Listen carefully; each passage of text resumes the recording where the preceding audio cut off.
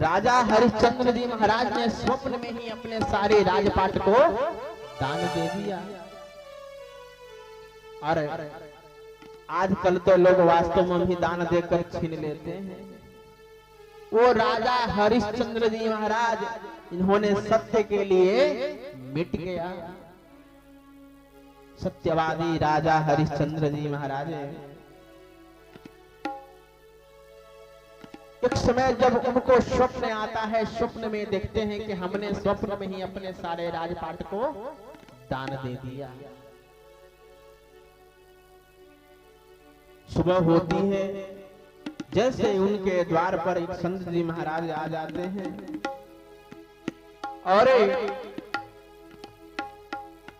कहते हैं कि तुमने तो स्वप्न में ही सारे राजपाट को दान दे दिया था। राजा हरिश्चंद्र जी महाराज संत जी महाराज को अपने यहाँ प्रेम पूर्वक बैठाते हैं, भोजन आदि कराते हैं। भोजन आदि कराने के बाद कहा गया है दान और दक्षिणा में अंतर होता है।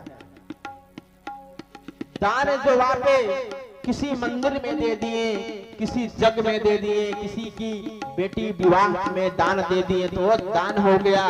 और दक्षिणा वह होता है जैसे हमारे यहाँ कोई पंडित जी आते हैं, कथा श्रवण कराते हैं, कोई पूजा पाठ कराते हैं, उनकी मेहनत जो करते हैं उनके बदले में जो उनको हम पैसे देते हैं वह दक्षिणा होता है। तो जब राजा हरिश्चंद्र जी महाराज प्रेम पूर्वक जब वह भोजन करा लेते हैं संत जी महाराज को, तब उनके मन में आता है कि आज हमारे यहाँ संत जी महाराज आए तो इनको मैंने भोजन कराया तो हमें इनको दक्षिणा देनी है। और जैसे दक्षिणा देने के लिए अपने महल में जाते हैं, संत जी महाराज कहते हैं तुम क्या कर रहे हो, तुमने तो पहले ही सारे राजपाट को स्वप्न में दान दे दिया और दान दिए हुए चीज पर अधिकार नहीं होता, यह तो अब मेरा हो गया। अब हरिश्चंद्र जी महाराज करे तो क्या करे। राजा हरिश्चंद्र जी महाराज कहते हैं हमने आपको वचन दिया है, मैंने आपको जब भोजन कराया तो मैं आपको दक्षिणा भी दूंगा। जो संत जी महाराज उनसे 50 स्वर्ण मुद्राएं की मांग करते हैं। अब राजा हरिश्चंद्र जी महाराज तो एक भी मुद्राएं नहीं रहता, वो कहां से दे। कहते हैं तुम अब इस महल से बाहर निकल जाओ, अब तुम इस महल के मालिक नहीं हो क्योंकि तुमने यह दान दे दिया, अब यह इस पर मेरा अधिकार है।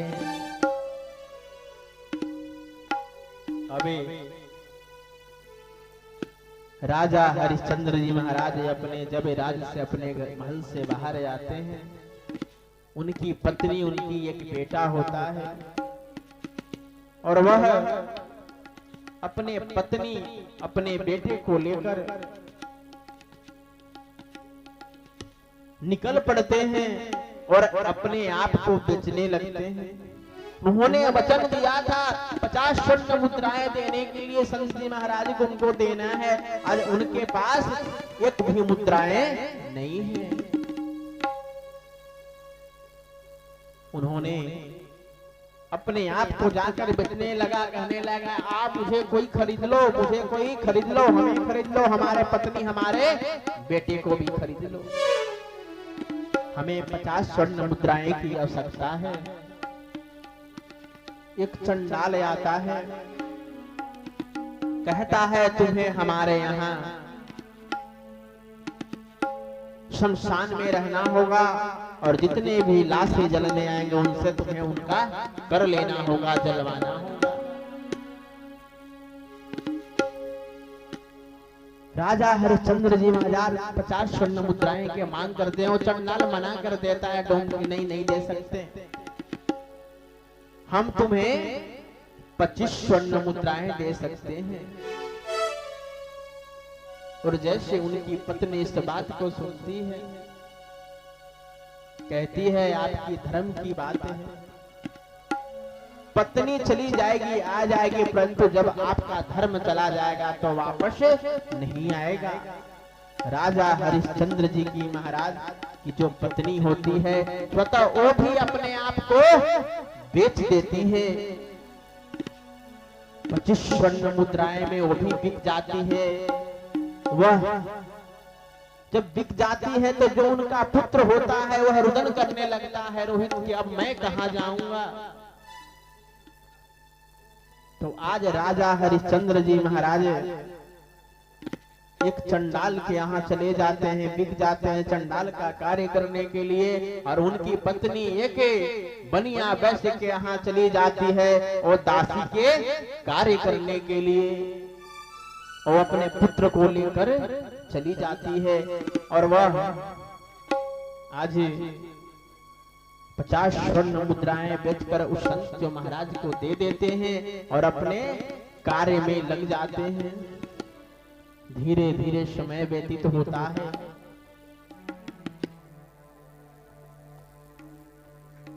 और उस बनिए के यहाँ जो राजा हरिश्चंद्र जी महाराज की पत्नी दासी का कार्य करती रहती है, एक समय जो उसका पुत्र रोहित होता है, फूल उल तोड़ने के लिए जाता है तो उसे सर्प डस लेता है, वह मर जाता है। राजा हरिश्चंद्र की जो पत्नी होती है अपने पुत्र को लेकर शमशान में जाती है। आज जहां राजा हरिश्चंद्र जी महाराज चंडाल का कार्य कर रहे थे, वहीं पे उनकी पत्नी अपने पुत्र को लेकर जाती है अंतिम संस्कार करने के लिए। जैसे राजा हरिश्चंद्र की पत्नी वहां जाती है, राजा हरिश्चंद्र जी महाराज का वेशभूषा अलग रहता है। वह अपने सर को उठाकर भी नहीं देखते कि कौन आया है, सिर्फ कहते हैं कि तुम कर दो तब मैं यहाँ तुम्हें अंतिम संस्कार करने दूंगा। आज जो राजा हरिश्चंद्र की पत्नी होती है, उनके पास कर देने के लिए भी कुछ नहीं होता है, रुदन करने लगती है, अपने पुत्र के वियोग में रहती है। कहती है हमें इस बात की दुख नहीं है कि आज मेरा बेटा चला गया, हमें तो इस बात की दुख है जब इसके पिताजी हमसे पूछेंगे कि मेरा बेटा रोहित कहाँ है, तो मैं उनको क्या जवाब दूंगी। और जैसे राजा हरिश्चंद्र जी महाराज इस बात को सुनते हैं, कहते हैं क्या तुम्हारा पति का नाम हरिश्चंद्र तो नहीं है? मैया कहती है हाँ, आप उनको कैसे जानते हो? राजा हरिश्चंद्र जी महाराज थोड़े माया के बंधन में बंध जाते हैं और अपने पत्नी से मिलकर रुदन करने लगते हैं, रोने लगते हैं कि मैं ही हूँ राजा। और जैसे मैया सर उठाकर देखती है, रोने लगती है, कहती है चलो अब जो हुआ सो हुआ, आप अपने पुत्र का अंतिम संस्कार करो। राजा हरिश्चंद्र जी महाराज माया के थोड़े बंधन में बन जाते हैं। अब जैसे उनको याद आता है कि मैं तो यहाँ एक चंडाल का कार्य करता हूँ, अगर मैं बिन कर लिए लाश जला दूंगा तो मैं उसका दोषी होऊंगा। कहते हैं नहीं, कैसा पुत्र और तुम कैसी पत्नी, मैं तो बिक गया हूँ, जब तक तुम कर नहीं दोगी मैं तुम्हें यहाँ लाश नहीं जलाने दूंगा। आज कैसी परीक्षा आन पड़ी है, मैया को कुछ समझ में नहीं आता। कहती है मेरे पास तो देने के लिए कुछ नहीं है, परंतु जो मैं वस्त्र को पहना हूँ, मैया वो वस्त्र को फाड़ती है और जैसे फाड़ती है वहां नारायण प्रकट हो जाते हैं। बोलिए नारायण भगवान की। भगवान वहां प्रकट हो जाते हैं। राजा हरिश्चंद्र जी महाराज उनको चरणों में नमन वंदन करते हैं। राजा हरिश्चंद्र जी महाराज कहते हैं प्रभु आपने मेरे साथ इतना छल किया। भगवान नारायण कहते नहीं, हमने छल नहीं किया। अगर हम कहते न कि हमारा जो एक बहुत बड़ा भक्त राजा हरिश्चंद्र है, सत्यवादी है, तो यह दुनिया नहीं मानती।